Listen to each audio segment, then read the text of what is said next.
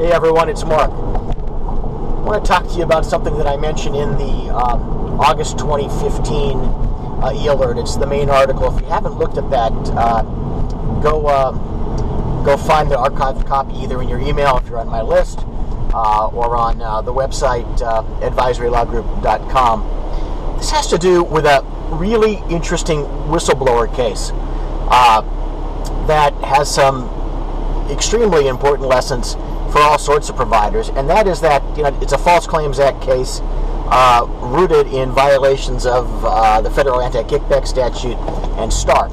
But what's interesting is that in almost probably every other case that I've read, number one, the whistleblower has been somebody with inside information. So it's either a member of the group, a hospital employee,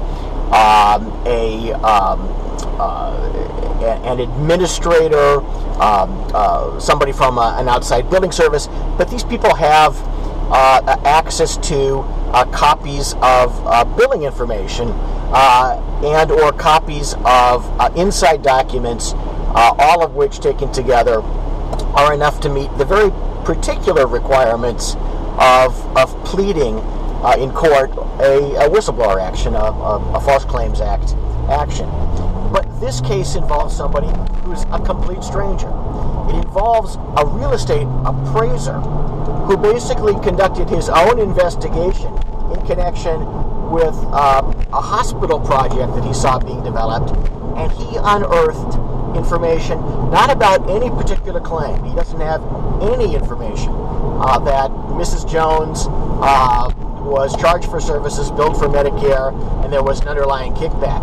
Instead, he was able to show, at least to get past the motion to dismiss stage, which is going to set him up for settlement, he was able to demonstrate a systemic kickback. In other words, the relationship between, in this case, a medical office building developer and a hospital company provided benefits that were passed through, he argues, to physician tenants.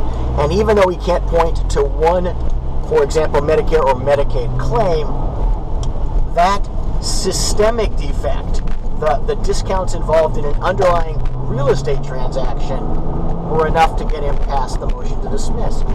So this completely broadens the scope of who can bring a case. It completely broadens the scope of who can be a whistleblower.